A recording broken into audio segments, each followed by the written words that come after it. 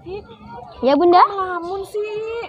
Oh, Mas lagi lihat pemandangan Bun. Indah ya Bun? Masya Allah. Bagusnya pemandangan ciptaan Allah ya. Mm-mm. Mas Afif lagi di mana sih ini? Mas Afif lagi di Obelix Hills Bun. Oh, Obelix Hills.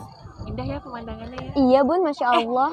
Mas Afif kemarin beli buku baru sama ayah tapi belum cerita sama Bunda ya kan? Oh iya Bun. Ayo cerita dulu sama Bunda, sama teman-teman apa sih isi bukunya? Beli buku apa sih kemarin? Mas Afif beli buku Muhammad Al-Fatih volume 1 Bun. Oh, yuk cerita yuk sama teman-teman yuk. Ayo. Hai teman-teman. Kemarin Mas Afif membeli buku yang berjudul Muhammad Al-Fatih. Muhammad Al-Fatih dahulu kala sering dipanggil Mehmet. Muhammad Al-Fatih mempunyai 2 kakak, yaitu Ali dan Mahmet. Ketika suatu hari saat lagi bermain bersama Mahmet, tiba-tiba ada seseorang yang masuk dan meracuni Ali. Habis itu Mehmet memanggil, prajurit, prajurit, tolong. Saat sudah prajurit datang, penjahat itu kabur. Ali pun meninggal dunia. Saat itu usia Mehmet atau Muhammad Al-Fatih masih sekitar 6 tahun dan kakaknya Mahmet masih sekitar 10 tahun. Mereka selalu bersedih dan mengurung diri di kamar.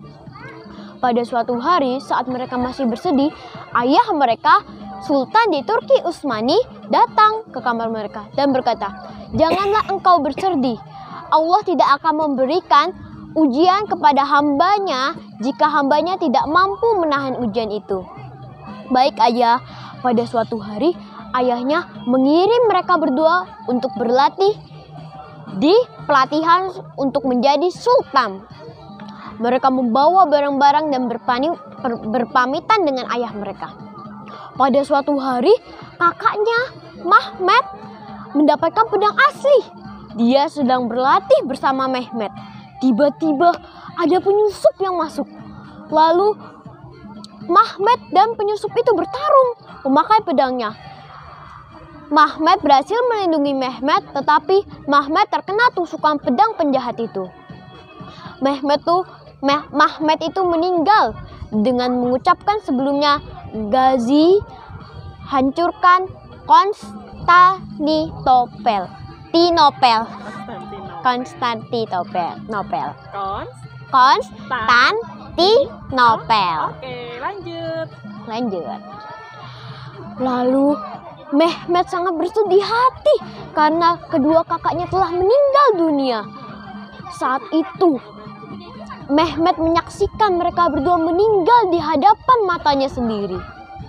Dia selalu mengurung diri di kamar dan jarang latihan. Gurunya datang ke kamarnya dan dia berkata, "Kau masih ingat apa yang dikatakan Sultan?" "Aku masih ingat." Sultan berkata bahwa Allah tidak akan memberikan ujian kepada hambanya jika hambanya tidak mampu. Ya, lalu dia berlatih sampai dia besar. Saat dia sudah remaja, dia selalu berlatih kuda sambil memanah.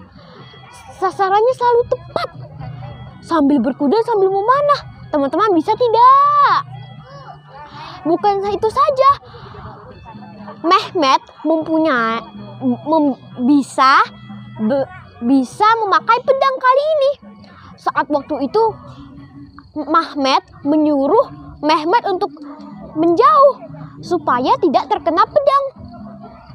Nah, Mehmet sudah melupakan itu semua dan menjadikan impian dia yang terbesar dan dari pendahulu-pendahulunya, yaitu menghancurkan Konstantinopel. Nah, teman-teman, saat dia sudah dewasa, ayahnya memberikan kepercayaan menjadi sultan. Tetapi rakyatnya tidak setuju karena Mehmet masih berusia 21 tahun.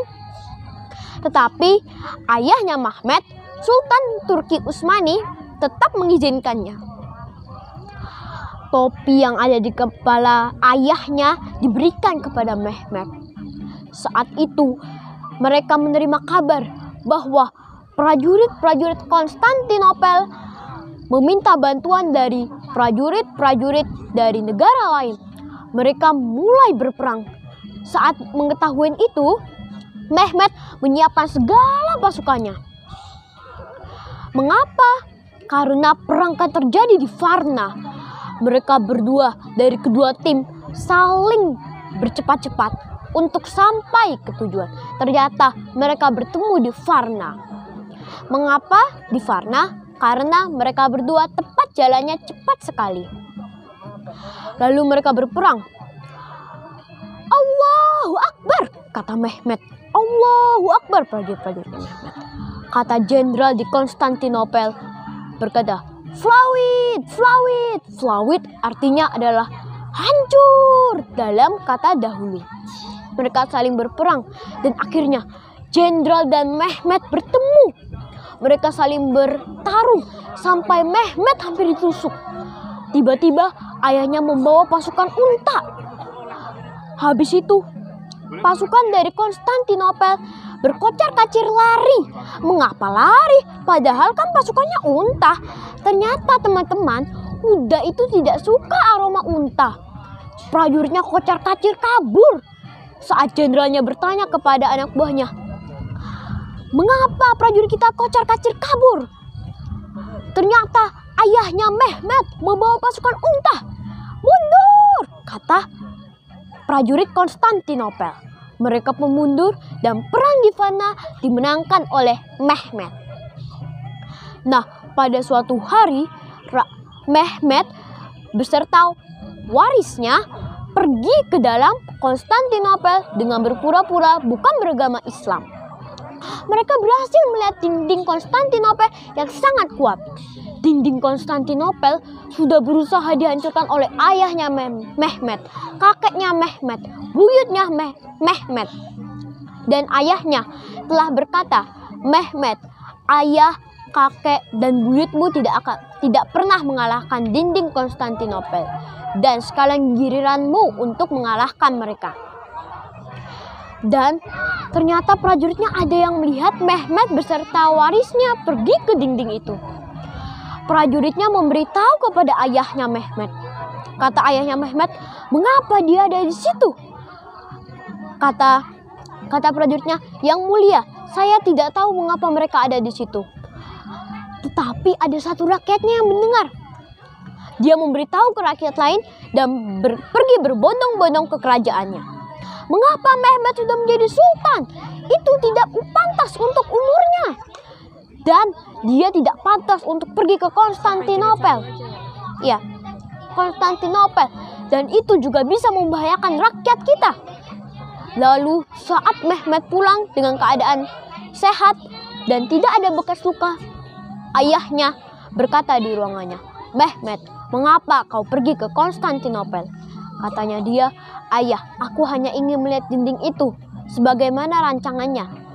Lalu ayahnya besoknya mengadakan upacara pengambilan hak sultan dari Mehmet. Saat di situ semua rakyatnya menyaksikannya. Mehmet diambil topi sultannya dan diturunkan menjadi gubernur Turki Utsmani dan dikirim ke Amsyar. Dan teman-teman, jika ingin tahu kelanjutannya, jangan lupa membeli buku ini. Bisa di Gramedia dan toko buku terdekat. Sekian dulu ya teman-teman. Jangan lupa subscribe, like, comment, and share. Wassalamualaikum warahmatullahi wabarakatuh. Dadah teman-teman. Dadah Mas Safi. Dadah.